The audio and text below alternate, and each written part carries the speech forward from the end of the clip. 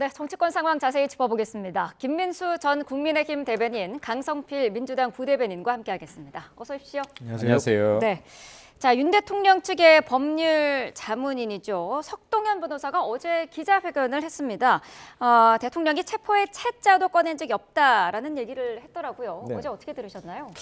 일단 저는 석동현 이 변호사가 어쨌든 윤석열 대통령의 공식 변호인이 아니잖아요. 그저 40년 지기 친구이고 가까운 지인이면 저렇게 막 나와서 권한도 없는 분이 이렇게 기자회견 해도 되는 것인가? 저는 먼저 거기에 대해서 의문이 있고요. 네. 그래서 뭐 기자회견의 내용을 봐도 새로운 내용이 없습니다. 그저 지금까지 객관적으로 증언이 있고 진술이 있는데 거기에 대해서 체포의 채자도 꺼낸 적이 없다고 하면 그동안에 객관적으로 진술이 되었던 것들에 대해서는 어떻게 설명을 할 것인지, 만약 그렇다면 하나하나 조목조목 이건 이렇고 저건 저렇다 이래서 아니다라고 객관적으로 주장을 하셔야 되는데 그저 본인 할 말만 하시고, 또 기자들이 왜 그러면 윤석열 대통령께서 그렇게 정당하다면 왜 헌법재판소 그 서류에 대해서는 수령을 거부하십니까? 라고 물어보면 그런 거에 대해서는 또 대답을 하지 않거든요. 네. 그래서 결국에는 지지층을 결집시키고 탄핵에 찬성하고 있는 국민의힘 현역들을 압박하고 배신자 프레임으로 끌려고 하는 그런 의도가 있지 않았나, 그렇게 판단합니다. 네, 한두 명이 아닌 여러 명의 군 관계자들의 구체적인 진술이 나온 상태이지 않습니까? 이 대통령의 주장과는 배치되는 그런 부분인데 이런 부분은 어떻게 설명할 수 있을까요? 이런 재판 같은 경우에 지금 관련자들의 진술도 분명히 중요한 부분이 있죠. 근데 그 진술이 효력을 발휘하기 위해서는 일관성이 있어야 될 것이고 네. 신뢰성, 객관성이 담보돼야 될 겁니다. 근데 지금 이제 관련자들의 진술이 과연 지금 일관성과 객관성을 가지고 있느냐에 대한 부분은 굉장히 지금 심도 깊게 지켜봐야 될 부분이라고 생각돼요. 예를 들어서 지금 군인들 같은 경우에 각종근 전 특전사령관의 그 진술이 대다수 주도를 하고 있었었는데요. 네. 이와 같은 경우에는 박범계 의원이 지금 휴정 시간에 최초에 접촉을 하고 나서 진술이 바뀌었던 부분도 있고 진술이 계속 오락가락하고 있어요. 그리고 이뿐만이 아니라 지금 또 국정원 제1차장 같은 경우도 체포 리스트 방첩 사령관으로부터 받았다라고 했는데 정작 국회 정보위에는 위증 염려가 있다고 출석을 하지 못했던 경우도 있습니다. 그렇기 때문에 지금 이런 부분들은 혹시라도 민주당으로부터 정치적 회유를 받은 정황은 없는지까지도 저는 확인해 봐야지 될 것이다. 이 진술들이 어떠한 것이 팩트이고 아닌지는 아직 확인되지 않았다. 이러한 부분은 재판을 통해서 확인될 것이라고 판단됩니다. 그래서 지금 진술 하나하나의 여부를 어떤 것이 진실이다 혹은 거짓이다로 확정짓고 들어가는 것은 굉장히 위험하다라고 생각되어집니다. 네, 네. 반박하실 부분이 있으실 것 같은데요. 그런데 어쨌든 간에 최근에 뭐 특전사령관, 방첩사령관, 국정원 이런 분들의 증언도 증언이지만 또 새로운 것들이 나오고 있어요. 그게 뭐냐?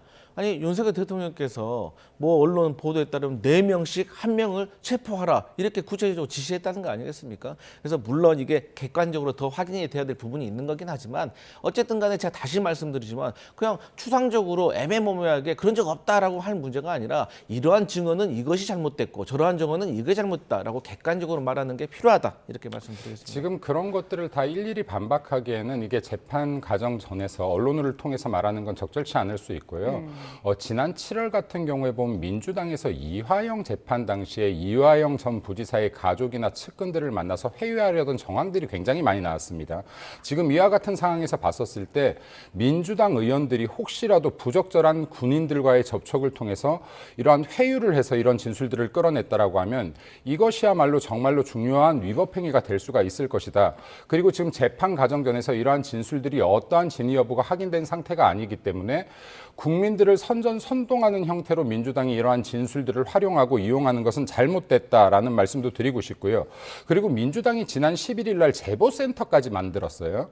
제보센터를 만들었다는 것은 지금 계엄 제보들을 객관적인 확인 사실이 되지 않은 제보들을 통해서 여론 플레이를 하겠다라고 하는 것인데, 이러한 민주당의 행태는 지금 민주당이 이야기하고 있는 계엄이란 중차대한 사건에 대한 접근을 굉장히 가벼이 하고 있는 것이라는 말씀도 좀 드리고 싶습니다. 근데 제가 추가적으로 짧게 말씀드리면 일단 곽종근 특전사령관이 민주당 의원들과 인터뷰를 할 때 어떤 말씀을 하셨냐면 검찰에 가서 조사를 받으니까 이 내란과 관련해 가지고는 대통령을 중심에 두고 질의하는 게 아니라 김용현 전 국방부 장관을 중심에 두고 질의하는 느낌을 받았다라고 생각을 하고 있고, 두 번째로 처음에 이 내란 관련 종사자들의 핵심 인물들이 두 가지를 거짓 증언을 했습니다. 첫 번째, 다 뉴스 보고 알았다. 두 번째, 김용현 전 국방부 장관에게 지시받았다라고 했기 때문에 이런 것들이 다 지금 잘못된 사실로 드러나고 있는 중이기 때문에 좀 수사기관의 어떤 그 수사를 지켜볼 필요가 있다. 이렇게 말씀드리겠습니다. 네, 자 이런 부분들은 수사를 통해서 사실관계를 좀 정확하게 확인을 해야 될 것 같습니다. 윤 대통령 측이 지금 비난을 받고 있는 부분 가운데 하나가 시간 끌기 이런 비난도 나오고 있어요. 뭐 소환 요구에도 응하지 않고 탄핵 심판 관련 서류도 계속 받지 않고 있는 그런 상태인데 어제 석 변호사 말로는 이제 변호인단이 구성이 되지 않았기 때문에 그렇다라는 그런 이유를 들었습니다. 근데 사실 변호인단이 온전하게 언제 꾸려질지도 모르는 상황 아니겠습니까? 지금 이게 계엄 이후에 윤석열 대통령에게 변호인단을 꾸릴 시간을 일주일 남짓조차도 주지 않고 재판 지연이라고 몰고 가는 것은 한번 돌이켜봐야 되지 않는가. 예를 들어서 이재명 대표 같은 경우 재판 지연을 지금 2년 넘게 하고 있고 민주당의 동봉투 사건 마찬가지입니다. 조국 심판 났지만은 조국 역시도 아주 긴 시간을 끌었습니다. 이랬다라면 지금처럼 이렇게 여론 플레이를 했다라고 하면 이런 사건들 다 지금 최종심까지 나지 않았겠는가. 그리고 지금 이재명 대표가 공직선거법 마찬가지죠. 1년 강제 규정이 있어요. 1년 안에 최종심까지 끝내라는. 네. 그럼에도 불구하고 1심조차도 2년 2개월이 걸릴 정도로 지연시켰는데 이때는 단 한마디도 하지 않던 민주당입니다. 지금 민주당 이재명 대표도 변호인단 꾸려지지 않았다라고 하면서 계속해서 2심 연기시키고 있었죠. 네, 근데요, 제가 이 말씀 드릴게요. 공직선거법 변호인을 꾸리는 것조차도 이렇게 긴 시간이 필요하다라고 이야기하고 있는 이재명 대표와 민주당인데요. 민주당의 주장대로 한다라고 하면 이거 내란죄라면서요. 그리고 극자 일부 정치인들, 극자 유튜버들은 이렇게 말합니다. 이거 사형 또는 무기징역이라고요. 사형 또는 무기징역까지 나오는 중대범죄에 대한 변호인단 꾸리는데 일주일 긴 시간입니까? 반문하고 싶습니다. 그리고 민주당에서 항상 주장을 할 때 좌파 무죄, 우파 유죄식으로 주장을 하지 말고 대한민국의 법은 하나이니 똑같은 법의 잣대를 똑같이 대라는 말씀도 좀 드리고 싶습니다. 네. 어떻게 반박하실 건가요? 저는 이제 국민의힘에서 마치 그 공직선거법과 관련해 가지고 633이라는 원칙을 이재명 대표만 마치 이게 적용되지 않은 것처럼 말씀드리는데 거의 대부분의 공직선거법이 강제 규정이라고 하더라도 그걸 지키지 못하는 어떤 범죄의 특성이 있다는 걸 말씀을 드리고 국민의힘 같은 경우도 좋습니다. 이재명 대표의 지연에 대해서 그렇게 지적을 하시려고 하면 지금 현재 윤석열 대통령에 대한 재판 지연에 대해서도 선택적으로 하지 말고 그 지적을 하셔야죠. 자, 그러면 현실적인 윤석열 대통령이 변호인을 구한 데 문제가 있는 것도 저도 인정을 하겠습니다. 왜? 이 내란죄를 사실 변호해본 변호인들이 거의 없을 겁니다. 대한민국에. 그리고 이게 내란죄 혐의가 너무 짙기 때문에 여기에 대해서 선뜻 나서려고 하는 변호인도 없을 것입니다. 그리고 대형 로펌 같은 경우도 이 재판의 가치와 수익률을 생각했을 때 상당히 이득될 게 없어서 다 피하고 있는 걸로 알고 있습니다. 이런 현실적인 상황이 있다면 대통령께서 석동현 변호사, 본인의 공식 변호사도 아닌 분 말고 정말 제대로 된 변호사 단 한 명, 뭐 김홍일 전 방통위원장이라도 보내셔가지고 내가 이런 애로사항이 있기 때문에 조금만 시간을 달라라고 정정당당하게 말씀을 하셔야 될 거 아닙니까? 그런데 일국의 대통령이고 또 과거의 검찰총장이었고 평생을 범죄자들에게 소환하고 기소하고 수사하셨던 분이 본인은 정작 그런 태도를 취하고 있다고 하면 국민들이 이걸 납득하겠습니까? 그래서 저는 윤석열 대통령께서 대통령으로서의 좀 채통을 좀 지켜주시라. 그렇기 때문에 그 수령을 거부하지 마시고 차라리 우리 대변인께서 말씀하셨던 것처럼 이러이러한 이유로 내가 시간이 좀 걸리니까 양해를 해달라고 정정당당하게 말씀하시는 게 어떨까 이런 생각해 봅니다.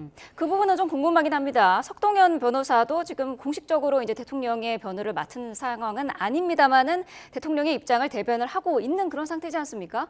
왜 이제 공식적으로 맡지 않고 있는 걸까요? 대한민국 정치의 문제라고 봅니다. 예를 들어서요, 지금 이렇게 중차대한 사건이고 만약에 판결 결과가 정말로 잘못 나온다라고 판단했을 때 본인뿐만이 아니라 대한민국에도 큰 영향을 미치는 사건인데 이에 대한 변호사를 선임하는 과정 당연히 충분히 검토되고 고려돼야 할 사항들이 많을 겁니다. 그럼에도 불구하고 이 짧은 기간 동안에 민주당의 정치적 공세, 정말로 지금 본인들이 말하고 있는 계엄이라는 무거운 상황에 대해서 가벼이 처신하고 있다. 그럼 민주당이 일방적으로 주장하고 선동하고 있는 상황에 대해서 그냥 무턱대고 바라볼 수만은 없으니 누군가가 대신 입장 표명을 하고 있는 것으로 보여지는데요. 저 역시도 사실은 저 부분에 대해서는 조금은 불만입니다. 예를 들어서 만약에 기자회견을 하고 대통령에 대한 입장을 이야기하려고 했으면 저보다는 훨씬 더 잘할 수 있지 않았을까라는 저는 반문을 좀 표하고 싶습니다. 네. 그래서 여기 대통령을 변호하고자 하시는 분들은 좀 더 준비된 자세로 임해달라는 말씀도 덧붙여드리고 싶습니다. 네. 일각에서는 지금 윤 대통령 측에서 직무정지 해제 가처분 신청을 할 수도 있다 이런 관측도 나오고 있는데 가능성이 있다고 보시나요? 이제 법조계에서도 사실 여기에 대해서는 가능할 수도 있다 아니면 네. 가능하지 않다라는 어떤 의견은 분분합니다. 그런데 문제는 뭐냐면 이게 정치인들은 현행법도 중요하지만 더 중요한 게 국민정서법 아니겠습니까? 특히나 헌법재판소에서는 범죄에 대한 위법성에 대해서도 판단을 하고 그 위법한 행위가 과연 파면에 이를 만큼 중대한가도 판단을 하지만 국민 여론도 같이 심판을 하는 것이거든요. 그런데 예를 들어서 윤석열 대통령께서 지금 그 탄핵 심판과 관련된 서류를 지금 수령을 거부하고 계시잖아요. 그런데 본인의 생일 때문에 온 생일 꽃바구니는 수령을 또 했다는 거예요. 그러면 이런 사실을 국민들이 알게 되면 얼마나 공분하겠습니까? 그런데 여기에서 효력정지 가처분 신청까지 한다? 이런 것은 대통령으로서 좀 정정당당하게 정면 돌파하시라. 아니, 본인도 법적, 정치적 책임진다고 하셨잖아요. 그러니까 본인이 또 탄핵 심판에 나오셔서 직접 변론까지 한다는 말이 나오시니까 저는 이런저런 우회하는 방법보다 저는 본인이 정말 떳떳하다면 국민과 함께 끝까지 싸우겠다면 정면 돌파하실 것을 권고드립니다. 대통령실의 분위기는 어떻게 보고 계시나요? 저는 방금 위원장님께서 말씀하셨던 거에 답이 있다고 봅니다. 대통령께서 국민들과 함께 끝까지 정정당당하게 싸우겠다. 그렇기 때문에 지금 가처분 신청을 했다라고 봐요. 가처분 같은 경우가요. 본안 판단이 나오기 전에 현 상황을 방치할 경우에 회복하기 어려운 손해가 예상되는 경우에 가처분 신청을 합니다. 자, 그러면요. 지금 대통령의 직무가 정지되어 있어요. 이 부분에 대해서도 정치적인 영향이 상당하다라고 볼 것인데요. 지금 대통령의 직무가 정지되어 있음으로 인해서 지금 트럼프가 당선되고 여러 국제 정세라든지 경제에 대한 대응이라든지 국가적인 손해를 가져올 부분들도 분명히 있다라고 봅니다. 대통령이 본인의 재판을 유리하게 끌고 가기 위해서가 아니라 대한민국 미래와 그리고 국민들을 위해서라도 가처분 신청을 통해서 지금 정지되어 있는 직무에 대해서 해제하는 것을 가처분으로 득한다라고 하면 이것이야말로 국민들과 함께 당당하게 싸우는 길을 택한 것이 아닌가라고 반론하고 싶습니다. 네. 자, 다음 이슈로 좀 넘어가 보도록 하겠습니다. 한덕수 권한대행이 어제 6개 법안에 대한 거부권을 행사를 했습니다. 민주당은 이미 탄핵안을 쓰고 있다. 특검 수용 여부에 따라 판단하겠다. 이렇게 지금 압박하고 있는 분위기예요. 어떻게 보고 계시나요? 저는 이제 개인적으로 한덕수 권한대행이 경제 관료 출신입니다. 네. 그렇기 때문에 이 재정 지출과 관련해서는 사실 보수적일 겁니다. 그렇기 때문에 제가 그런 부분에 있어서는 이해를 하는 부분도 있습니다. 네. 그리고 민주당이 지금 좀 차분하게 판단을 잘해야 되는 게 물론 그럼에도 한덕수 권한대행이 경제 관료 출신이라서 재정 지출에 부정적인 건 알지만 그럼에도 불구하고 어떤 것이 지금 현재 상황에서 우선순위에 두고 판단을 해야 될 문제인지를 잘 판단해야 된다. 그게 저는 어쨌든 탄핵 심판이 제대로 원활하게 되기 위해서는 지금 가장 급한 거는 헌법재판소의 정상화입니다. 그렇기 때문에 민주당이 지금 당장 그 한덕수 국무총리에 대해서 탄핵을 하기보다는 일단 내란 특검, 김건희 여사 특검 그리고 헌법재판소 정상화라는 어떤 시대적인 과제부터 빨리 끝내놓고 네. 나서 그 후에 판단할 일이다. 그리고 추가적으로 말씀을 드리면 우리가 미국 같은 경우는 행정부라고 하고 대한민국은 정부라고 표현을 합니다.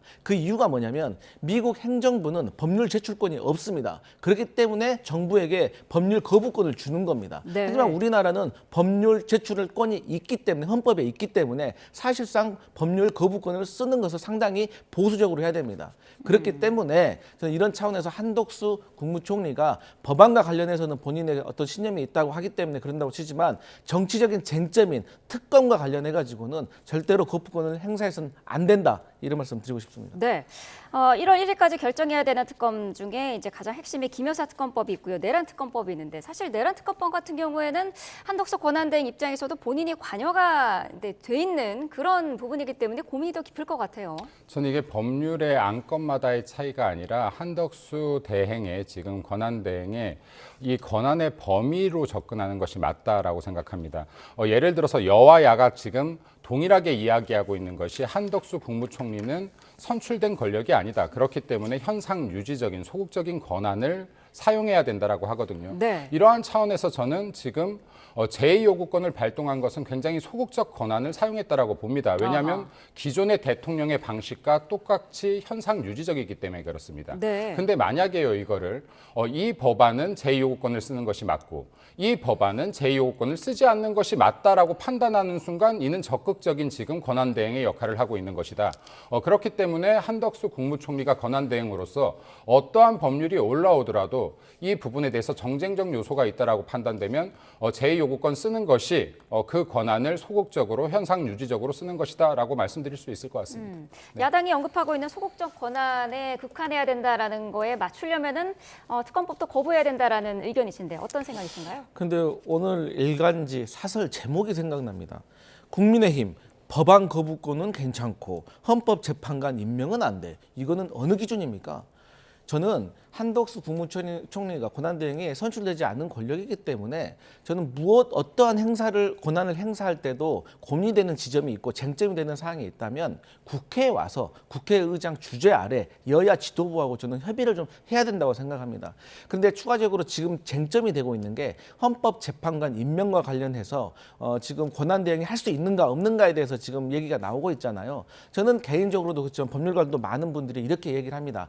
2017년도 황교안 권한대행의 예를 많이 들고 있어요. 2017년도에 박한철 헌법재판소 소장이 퇴임을 합니다. 그런데 이것은 대통령이 헌법재판소장을 임명을 하기 때문에 황교안 권한대행이 대통령의 몫이라고 생각을 해서 임명을 하지 않았습니다. 하지만 같은 해에 이선의 헌법재판관 같은 경우는 대법원장이 추천하는 몫이기 때문에 또 거기에 대해서는 대법원장의 추천을 받아서 임명을 했습니다. 그러니까 이렇게 절차대로 하는 것이고 또 이러한 것도 절차를 행하기 전에 국회에 와서 저는 여야 지도부하고 충분히 상의를 한 다음에 한덕수 권한대행이 그 어떤 거부권이라든지 임명권을 행사해야 된다 이렇게 말씀드리겠습니다. 재판관을 임명하지 않는 것과 그리고 아까 제2요구권을 사용하는 것 모두 다 현상 유지적인 소극적 권한이라는 점에서 일맥상통한다, 일관성을 가지고 있다라는 말씀을 드리고요. 네. 제가 이렇게 말합니다. 국민의힘도 지금 자가당착에 빠지지 않기 위해서 소극적인 권한 대행을 한다라고 하면은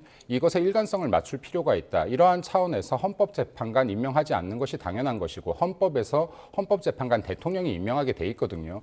그리고 현상 유지적이라는 측면에서 대통령과 민주당이 이때까지 계속해서 민주당은 위헌 위법적으로 같은 안건들을 무한 반복해서 올려왔고 또 대통령은 이에 대해서 계속해서 제2요구권을 써왔으니 현상 유지적 차원에서 제2요구권은 사용하는 것이 소극적 권한대행이다라는 말씀 다시 한번 드립니다. 네. 자, 민주당이 이제 탄핵 카드를 잠시 지금 보류하고 있는 상황이긴 합니다만은 민주당의 탄핵안 난발로 정부 기능이 마비됐다는 게 이제 대통령뿐만 아니라 여당의 생각입니다. 여기에 대해서 지금 국민의힘 권성동 당대표 권한대행이 어제 탄핵안이 기각이 되면은 이거를 발의하고 표결한 국회의원들을 처벌하는 법안을 발의를 하자 이렇게 제안을 했거든요. 어떤 의견이십니까? 저는 권선동 원내대표한테 여쭤보고 싶은 게 그럼 반대로 탄핵이 인용되면 본인은 처벌받을 겁니까? 그러면 어떤 처벌 받을 겁니까? 그러면 그런 얘기도 같이 하셔야죠. 직을 걸겠다든지 바로 은퇴하겠다든지 뭐 그런 얘기를 하셔야지. 무슨 탄핵이 뭐 기각되면은 거기에 찬성했던 국회의원들을 처벌하자?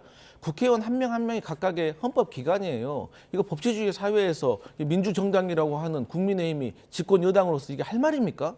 이것은 본인께서도 법률가 출신이면서 이런 얘기를 하셨고 또 본인이 과거 박근혜 전 대통령 탄핵 소추 위원이었어요. 그때는 왜 하신 겁니까? 저희가 봤을 때 그리고 많은 국민들은 지금 과거 박근혜 전 대통령의 국정농단보다도 이번에 윤석열 대통령의 비상개헌 선포에 이어진 내란죄가 훨씬 중하게 보고 있고 사실 박근혜 전 대통령은 경제 공동체라고 한마디로 요약할 수 있는 일종의 경제 비위 사건입니다. 하지만 윤석열 대통령의 비상개헌 같은 경우는 나라를 전복시키려고 했던 위중한 상황인 거예요. 그리고 자꾸 뭐 이게 내란죄가 아니라는 말씀을 하시는데 아니 군인이 창문을 뚫고 질서 유지를 위해서 국회 본청으로 진입합니까? 총 들고?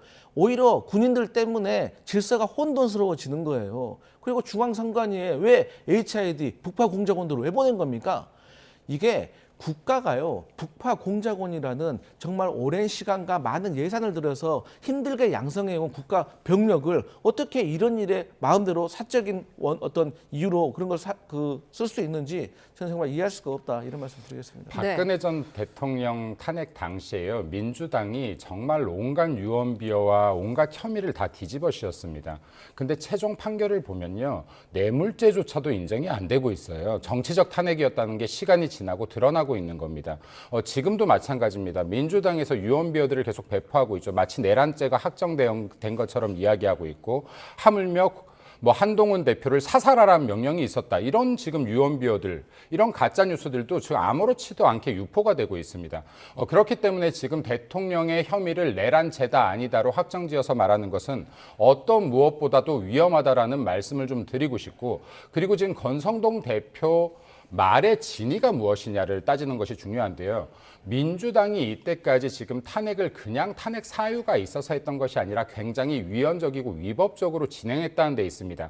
대한민국 헌법뿐만이 아니라 세계 각국의 헌법들은요, 일사부재의 원칙에 대해서 헌법에 명시하고 있습니다. 네. 이것은 같은 액이나요, 같은 안건으로 같은 사유들을 올리지 말라는 거예요. 근데 지금 민주당 회기 쪼개기, 안건 짜집기 등으로 인해서 탄핵 무한 반복하고 있고요. 폐기된 법안들, 특검법 등도 무한 반복 올리고 있습니다. 이것이야말로 지금 위헌, 위법적인 편법을 동원해서 위헌을 자행하고 있는 것이다. 헌법이 이야기하고 있는 일사부재의 원칙에 이 원리조차도 깨부수고 있는 것이다라는 말씀을 드리고 있고, 이러한 무한 반복 행위를 통해서 결국 민주당이 세운 것은 대한민국 행정이었다. 그리고 사법이었다. 그리고 대한민국의 발전이었다라는 말씀 좀 드리고 싶습니다. 네. 네. 이 논의는 좀 더 무르익을 수 있을지는 지켜봐야 될 것 같고요. 권성동 권한대행이랑 민주당 이재명 대표가 그제 회동하면서 서로 꺼냈던 그 요구안들은 일단 대부분은 무산이 된 것 같고요. 국정안정협의체는 국민의힘에서 검토 중이다라고까지만 확인이 됐습니다. 참여할 가능성이 높을까요? 참여할 이유가 저는 개인적으로 없다라고 생각합니다. 네. 국정협의체 정말 안정을 위해서 필요하죠. 근데 민주당의 진위가 무엇이냐가 중요할 것 같아요. 정말로 국정을 안정시키겠다라는 진위가 있는 협의체라면 10번, 100번, 1000번이라도 참여해야죠. 당장이라도 참여해야 됩니다. 근데 그것이 아니라 국정협의체를 빌미로 해서 마치 야당이 정부의 권한을 누릴 수 있는 것처럼, 행할 수 있는 것처럼 말한다거나, 이런 건 지금 이재명 대표의 발언을 통해서도 나오고 있습니다. 만약에 이 저의 자체가 불순하다면 여기에 발을 담글 필요가 없다. 지금 민주당의 이러한 정치적인 행태에 끌려 들어가는 것이 아니라 맞서 싸울 때이다라는 말씀드리고 싶습니다. 네. 네. 어떻게 생각하시나요? 아니, 국정안정협의체, 말 그대로 국정을 안정시키자는 이런 말은 여당에서 먼저 해야 되는 거 아니겠습니까? 근데 여당이 사실 지금 자중질환에 빠져 있기 때문에 이럴 여유가 없겠죠. 그리고 또 국민의힘의 현재 위치가 법안 하나 혼자서는 통과시키기 어려운, 사실 불가능한 위치에 있는 겁니다. 그렇기 때문에 여당의 협조가 국회에서 절대적으로 필요합니다. 그런데 만약에 국정안정협의체가 여당이 들어온다고 하면 아무래도 국회에서 다수당인 민주당이 주체가 되겠죠. 그렇기 때문에 그 여당으로서는 이런 협의체에 들어와서 본인들의 힘없는 모습을 보이기 싫어할 것 같다. 그 심정은 이해합니다. 그럼에도 불구하고 어쨌든 윤석열 대통령의 비상 공백으로 인해서 지금 국정이 많이 혼란되어 있고 지금 해외 신인도도 많이 떨어져서 환율이 올라가고 있는 이런 경제적으로 불안정한 상태를 여당이 먼저 나서서 저는 이재명 대표에게 제안을 했었어야만 했다. 저는 이런 말씀 드리겠습니다. 민주당이 정말 이 거대 야당 180석으로 입법 폭주를 일삼고 있고 행정, 입법, 사법 다 마비시켜 왔는데요. 강도한테 무기까지 들려줄 수는 없지 않겠습니까? 그러니까 강도가 그 무기도 내놔라고 한다고 해서 줘서는 안 되는 것이죠. 그러니까 그 국민의힘 의원들은 지금 여론이 무섭다라고만 생각하지 마시고, 여론이 무서울수록 우리가 알려야 될 진실은 무엇인지에 더 집중하신다라고 하면 대려 국민들의 지지를 받을 수 있는 또 한 번의 기회가 올 수 있을 것이다라는 말씀 드리고 싶습니다. 네, 각 정당들에 대한 여론의 생각을 좀 지켜보도록 하겠습니다. 여론조사 한 가지가 있어서 저희가 좀 짚어봐야 될 것 같은데요. 지난 16일에서 18일 조사한 내용입니다. 그래픽 띄워봐 주시죠. 네. 자, 민주당이 39%의 지지율을 얻고 있고요. 국민의힘이 26%로 나타났습니다. 이번 정권 들어서 지지율 격차가 최대로 벌어진 그런 상태인데 어떻게 보고 계시나요? 제가 2019년 1월에 국민의힘의 당협위원장 공개 오디션을 통해서 들어왔는데요. 그 이틀 후의 여론조사에 당시에 자유한국당 지지율이 16%였던 것으로 명확하게 기억하고 있습니다. 네. 네, 지금 사실 저는 이 지지율이 크게 의미 없다라고 생각합니다. 정치적인 공방, 사실이 아닌 공방들이 지지율에 굉장히 많이 묻어 있을 것이다. 그리고 반면 민주당이 정말로 국민의힘의 대통령의 대역죄를 지금 덮어 씌우고 있는데 그럼에도 불구하고 민주당의 지지율 크게 상승하지 못하고 있다라는 부분도 저는 이 여론에 중요하게 봐야 될 포인트라고 생각합니다. 그리고 지금 중요한 것은 이러한 지지율에 대한 반영 자체가 지금 명확하지 않은 사건, 아직 판단되지 않은 사건들을 여러 개 남겨두고 이재명 대표의 사법 리스크도 마찬가지고요. 지금 여기에 대통령의 탄핵도 마찬가지입니다. 이러한 부분들이 확정적으로 판결이 났었을 때 지지율이 진짜 지지율이 아닐까 생각되어집니다. 네. 앞서서 그래픽을 한 번만 더 보여주시면요. 지금 뭐 민주당이 39%로 가장 높긴 합니다만은 가장 오른쪽에 있는 저 회색 부분이요. 지지하는 정당이 없다라는 응답도 무려 22%나 되거든요. 이 부분은 어떻게 봐야 될까요? 일단 지금 현재 저는 민주당 39%이지만 조국혁신당의 8%까지 더해서 저는 한 47% 대 26% 이런 구도로 봐야 되지 않을까 생각합니다.